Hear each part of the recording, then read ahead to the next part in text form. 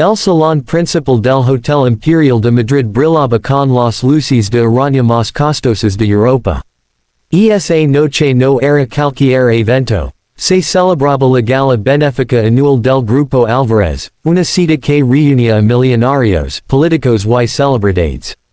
Entre los invitados más esperados estaba Alejandro Álvarez, heredero de un imperio de inversiones, dueño de una fortuna que lo colocaba en la lista de los 10 hombres más poderosos de España. A su lado, como en los últimos meses, Lucía Camila Romero, una mujer joven, de curvas despampanantes y sonrisa calculada, que todos los medios señalaban como su nueva pareja. Llevaba un vestido rojo de seda con una abertura escandalosa en la pierna. Cada paso suyo estaba estudiado para llamar la atención de fotógrafos y socios. Camila había llegado a ese lugar convencida de que había ganado la guerra silenciosa, se había quedado con el hombre más codiciado, había desplazado a la esposa oficial y ahora tendría la oportunidad de brillar en la gala como la nueva señora Álvarez. Esta noche será el centro de todas las miradas, se repetía frente al espejo, antes de bajar del coche de lujo que Alejandro le había puesto a disposición. Mientras tanto, a kilómetros de allí, en una residencia discreta de las afueras, Isabella Muñoz, la esposa legítima de Alejandro, permanecía en silencio. Sus manos acariciaban suavemente su vientre redondeado, tenía 6 meses de embarazo. Desde que las fotografías de su marido con Camila salieron en las revistas, había decidido desaparecer de la escena pública. Para el mundo, Isabella era una mujer débil, desplazada, derrotada por la amante más joven y atrevida. Pero nadie sabía que Isabella estaba preparando algo. Algo que cambiaría el rumbo de esa noche. En la gala, los empresarios saludaban a Alejandro con respeto. Algunos fingían no notar la incomodidad de verlo acompañado por Camila en lugar de Isabella. Otros, en cambio, cuchicheaban. Pobre Isabella, esa Camila no durará mucho. Solo quiere su dinero. Y el bebé. ¿Qué pasará con el heredero? Las preguntas flotaban, pero nadie se atrevía a hacerlas en voz alta. Camila, en cambio, disfrutaba de cada murmullo. Estaba convencida de que el mundo ya la aceptaba como la nueva reina del Imperio Álvarez. En su mente, había vencido. Cariño, sonríe más, le susurró a Alejandro, mientras posaban frente a las cámaras. Esta noche somos imbatibles. Alejandro le respondió con una sonrisa tensa. Llevaba semanas sintiéndose atrapado en una red que él mismo había tejido. Había quedado en la pasión con Camila. Sí, pero el recuerdo de Isabella y la certeza de que pronto sería padre lo perseguían como una sombra. Sin embargo, el orgullo y la presión de aparentar lo mantenían en silencio. La orquesta comenzó a tocar un vals elegante. El presentador anunció el inicio de la cena. Camila, convencida de que esa era su gran oportunidad, caminó con Alejandro hasta la mesa principal. Las cámaras la seguían, los focos la iluminaban. Y justo cuando la joven amante pensó que nada podría arruinar su coronación social, las puertas del salón se abrieron. Un murmullo recorrió el lugar como una ola. Las cabezas se giraron. Los flashes comenzaron a estallar. Allí estaba ella, Isabella Muñoz de Álvarez, con un vestido de terciopelo azul noche que resaltaba la curva de su embarazo, avanzaba con paso seguro. Su cabello recogido dejaba al descubierto un rostro sereno pero lleno de determinación. No necesitaba joyas ostentosas ni maquillaje exagerado, su sola presencia eclipsaba todo.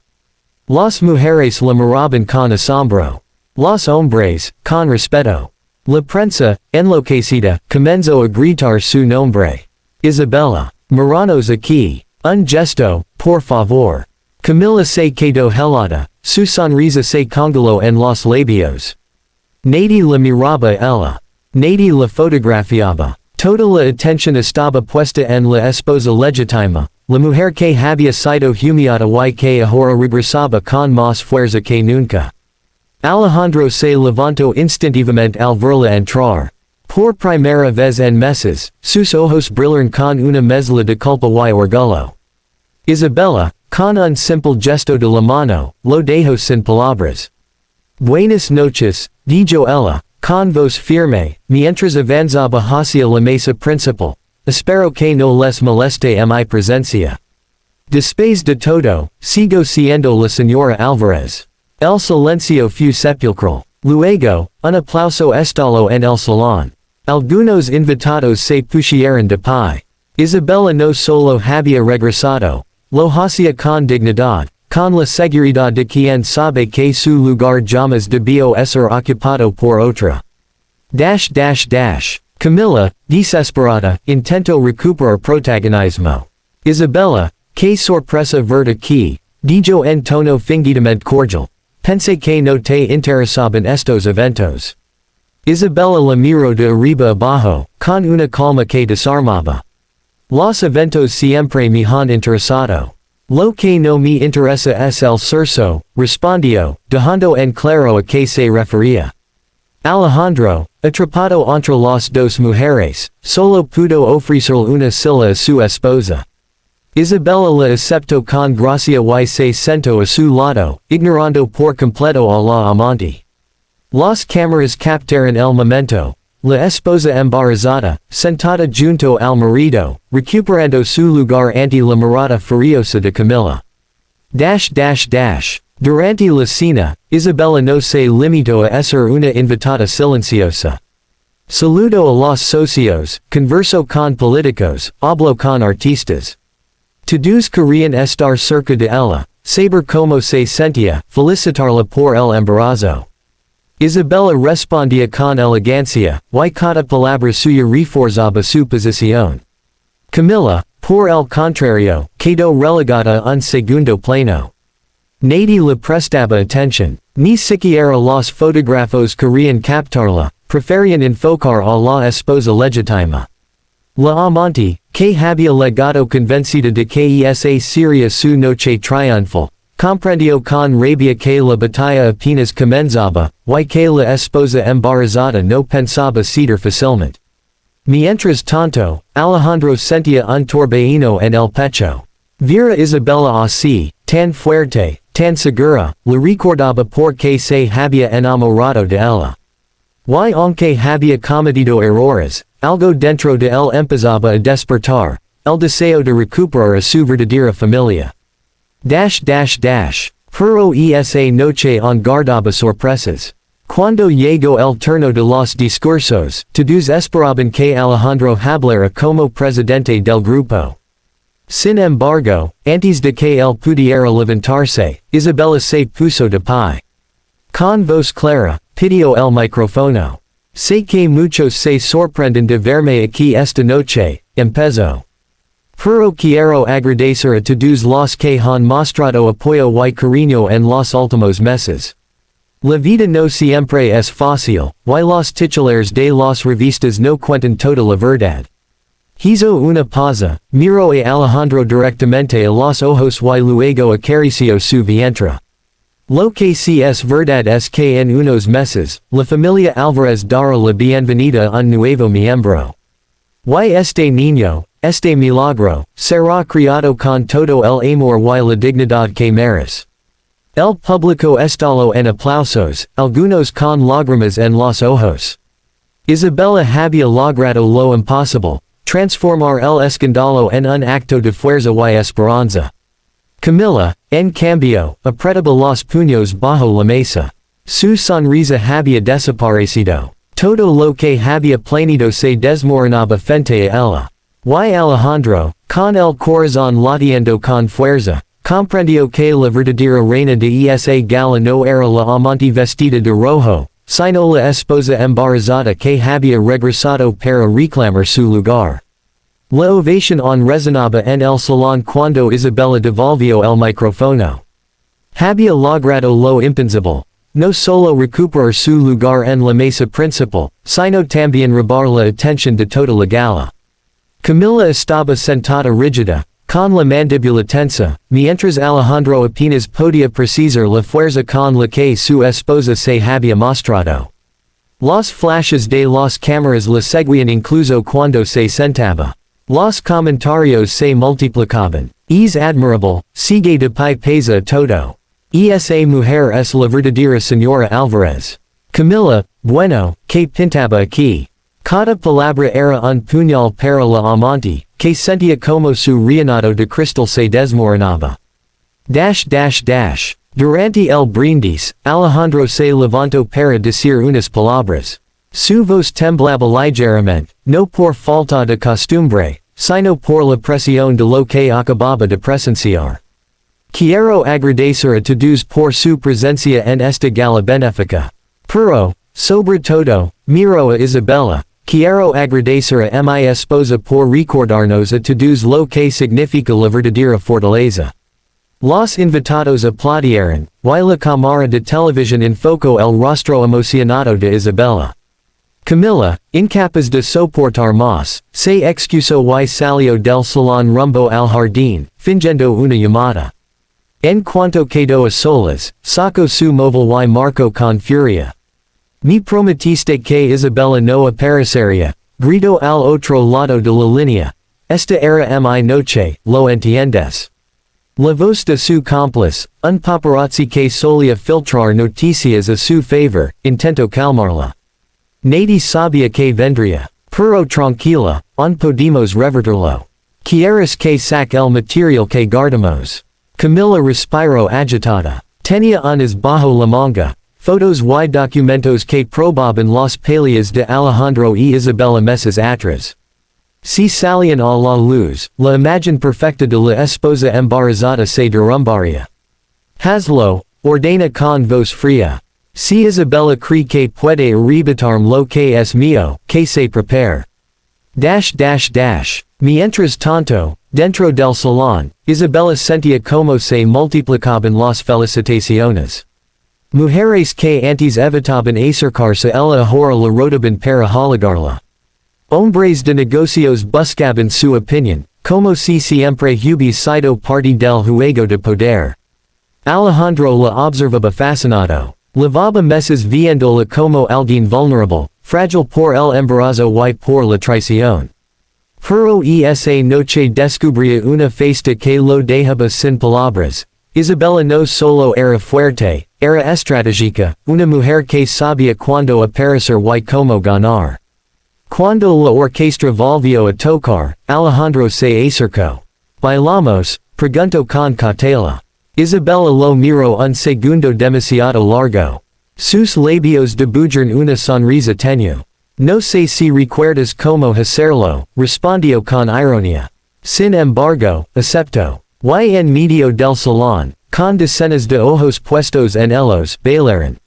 El público los ovacionaba, los fotógrafos capturaban cada instante, y Camila, desde la entrada del jardín, observaba con rabia contenida. Pero la noche dio un giro inesperado. A la media hora, los móviles de varios invitados comenzaron a vibrar. Unos segundos después, la gran pantalla del salón, que proyectaba imágenes del evento, fue hackeada con rapidez. Las risas y el murmullo se apagaron cuando aparecieron fotos comprometedoras. Alejandro discutiendo con Isabella en plena calle. Isabella llorando en un coche, titulares que hablaban de abandono, humiliación y traición. El salón entero se quedó helado. Isabella palideció, y Alejandro apretó la mandíbula. Camila, que había regresado con expresión fingidamente sorprendida, soltó un suspiro dramático. Que pena, parece que alguien quiere arruinar la noche, dijo en voz alta, lo justo para que lo oyeran los más cercanos. Los cuchicheos comenzaron. Algunos invitados miraban a Isabella con lástima, otros, con juicio. La magia que había tejido se tambaleaba. Isabella, sin embargo, respiró hondo. Se levantó lentamente, con la frente en alto. No se preocupen, dijo al público, con voz firme. Esas imágenes son reales, sí. Representan uno de los momentos más dolorosos de mi vida. Pero no me avergenzo de haber jurado ni de haber sufrido. Lo que me avergonzaría sería quedarme callada y permitir que mi hijo nazca en medio de la mentira. El silencio era total. Isabella miró a Alejandro, y por primera vez habló de frente. Este hombre me traicionó. Me dejó sola cuando más lo necesitaba. Y aún así, estoy aquí. Porque no vine a ocultar mi dolor, vine a demostrar que una mujer puede levantarse incluso cuando intentan destrozarla. Un murmullo de aprobación recorrió el salón. Isabella había transformado el ataque en una declaración de poder. Camila, furiosa, no soportó más. Basta de teatros, Isabella, gritó, avanzando hacia el centro. Todos aquí saben que Alejandro ya no te ama. Si sigues aferrada a este matrimonio es porque tienes miedo de perder los privilegios. El escándalo fue inmediato. Los invitados se levaron las manos a la boca, las cámaras enfocaron con rapidez. Isabella, lejos de alterarse, camino con calma hacia Camila. Privilegios, repitió. El único privilegio que tengo es el de llevar en mi vientre la vida que continuará este legado. Y tú solo eres un capítulo pasajero en la historia de este imperio. El golpe fue mortal. Los murmullos se transformaron en aplausos. Algunos incluso abucheron a Camila, que se quedó paralizada, con los ojos vidriosos por la humiliación. Alejandro tomó una decisión en ese instante. Camino hasta Camila, la miró frente a todos y dijo con voz grave. Camila, nuestra historia termina aquí. Lo que empezó como un error no puede seguir destruyendo lo que de verdad importa. Ella intentó replicar, pero él ya se había dado la vuelta. Tomó la mano de Isabella, y juntos enfrentaron al público. Cometí errores, dijo Alejandro, su voz firme. Pero esta mujer es mi esposa, la madre de mi hijo y la verdadera dueña de mi corazón. El salón explotó en aplausos. Isabella, aunque dolida, sintió que había recuperado algo más que su dignidad, había recuperado la verdad. Esa noche, los titulares no hablaron de la amante en vestido rojo.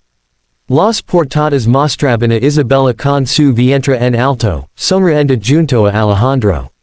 Los titulares decían, la señora Álvarez regresa con más fuerza que nunca. La esposa embarazada eclipsa a la amante en la gala del año. Camila desapareció entre las sombras, convertida en un escándalo pasajero. Isabella, en cambio, se convirtió en símbolo de resiliencia y dignidad. Y aunque el perdón hacia Alejandro aún no estaba decidido, había algo claro, nadie volvería a subestimarla. Semanas después, Isabella recibió un ramo de rosas blancas en su residencia. La tarjeta decía, no merezca tu perdón, pero lucharé por él cada día, Alejandro. Ella acarició las flores, pensativa. Su hijo petaba en el vientre como si respondiera a esa promesa. Isabella sonrió con serenidad. El futuro no estaba escrito, pero lo que sí sabía era que la corona que intentaron arrebatarla ahora brillaba más que nunca. Y en su interior, juró que jamás permitiría que otra amante creyera que podía ganar en su lugar.